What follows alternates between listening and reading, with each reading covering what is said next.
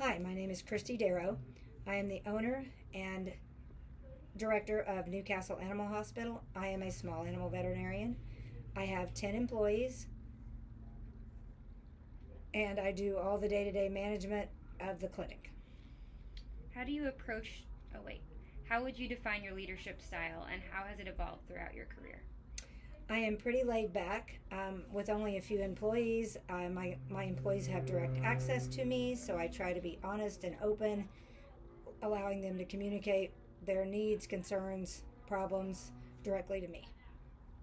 Can you share an example of a time when you had to manage a difficult team dynamic? How did you handle it? Just within the last year, I had an employee that just didn't mesh with the group. She was abrasive. She was played everybody off of one another, causing distress and constant turmoil, drama within the practice. And I had to lay her off. It was just causing too much problem communication wise in the practice. How do you balance individual employee development with achieving organizational goals? I encourage each employee to work for their own, work at whatever pace, at whatever rate, at whatever they can do to advance themselves, whether that be through position in the clinic, whether it be through training.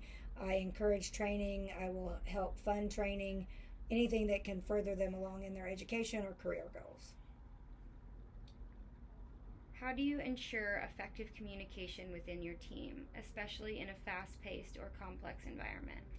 Again, we have a fairly small group. I encourage them to talk to one another first. Anytime that it doesn't work, I encourage them to come to me or I have an assistant that handles bookkeeping, time clock, payroll, and she is also available for them to approach with concerns in case they can't talk to me.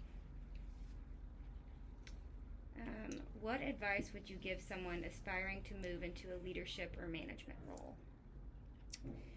It is a difficult position to be in.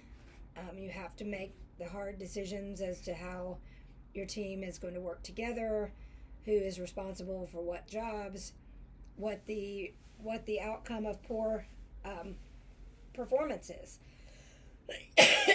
Be sure you know what role you're taking on and that you feel like you're qualified for that role.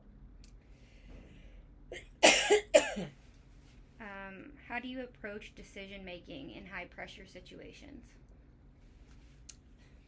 I am a person who thinks through things with detail, but I'm also a veterinarian. There's oftentimes in emergencies that we have to make fast-paced, immediate decisions.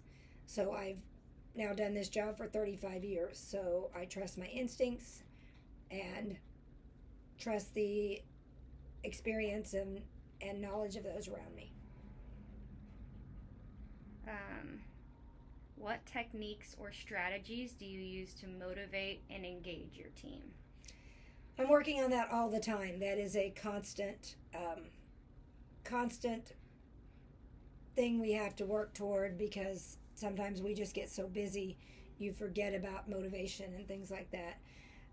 We're trying to do things within the clinic to strive everybody to work together, as well as things that we can do together outside of work to strengthen our group. What challenges do you face as a manager or have you faced, and how have you overcome them? In a small setting, in a small employee setting, having enough employees to do the job while not having too many is a tough position to be in. You only have so many people trained to do a certain job. If that person is gone, it puts a large load on everyone else. Whether they're sick, whether they're on vacation, maternity leave, whatever it takes, somebody's going to have to step up and do more than their quote unquote fair share for that time period. That is hard. You can compensate them financially, but again, it's their time and you're taking away their time from their family, from their home, because you don't have a lot of backup people to fill all those positions.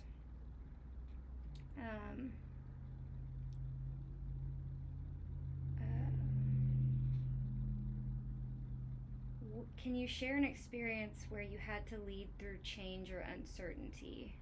What was that approach? COVID was a huge one.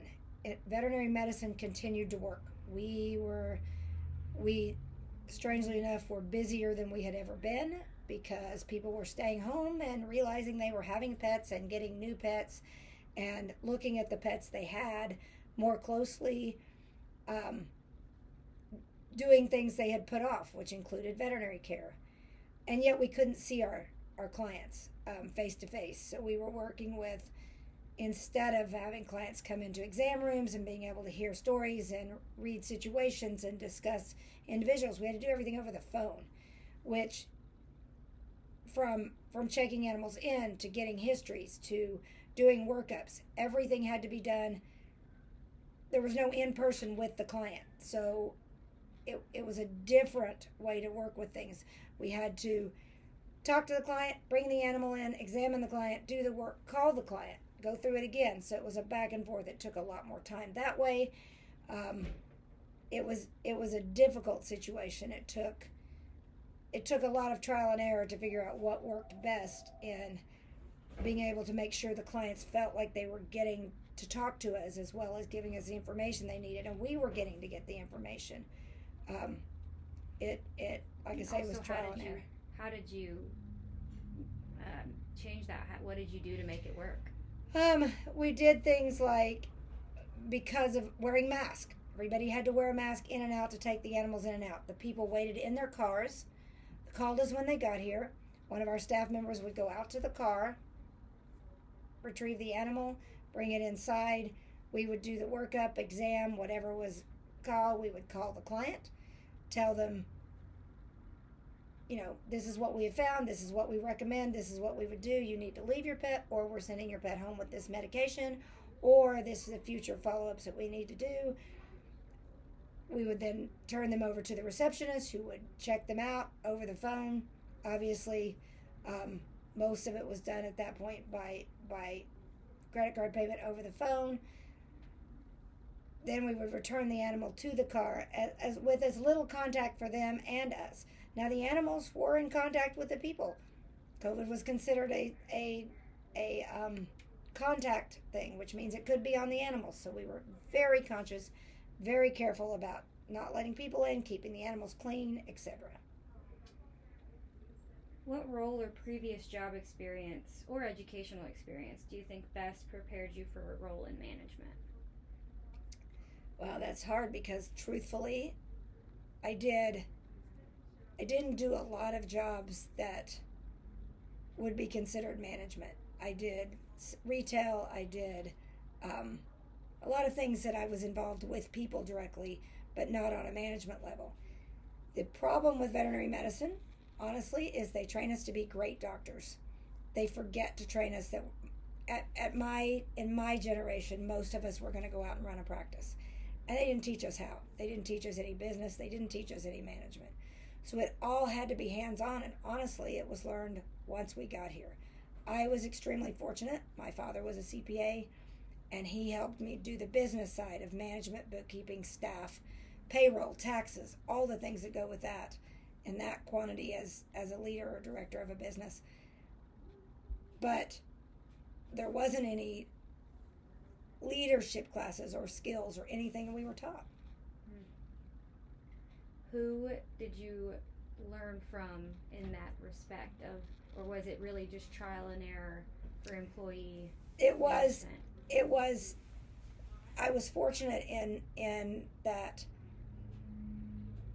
I had some staff members who had some experience with management, but truthfully, it was mostly trial and error with the help of both of my parents. My father was a CPA, owned his own business. My mother had been in retail, owning gift shops and managing staff. And between the three of us, we sort of worked the system and made it work with employees. My employees had I learned through management classes, through books, through experience, through fellow co-workers, how to define job roles, how to teach people what their role was, how to teach people what was expected of them. But a lot of my employees are very young with no job experience too. So it's training them from the very beginning. How do you balance multiple personalities in a workplace and employee retention in general? I have really good employee retention for the most part.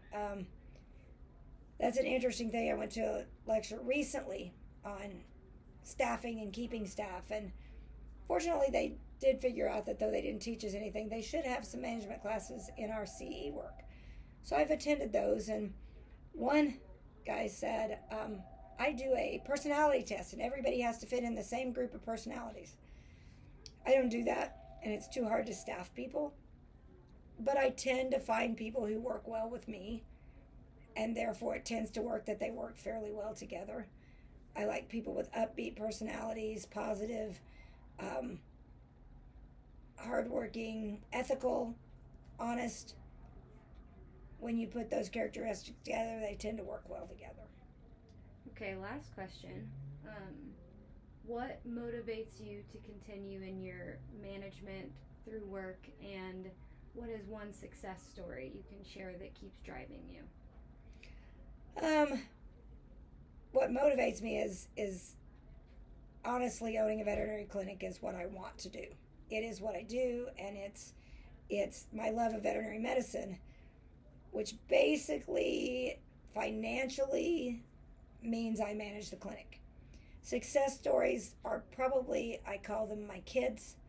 I have, as I was saying, oftentimes very young, inexperienced workers with no background in sales, in working at all. Starting those kids out and seeing them succeed, seeing them take the next step, seeing them go to college, seeing them work toward goals and become successful people is what I like the most. I thought of one more question.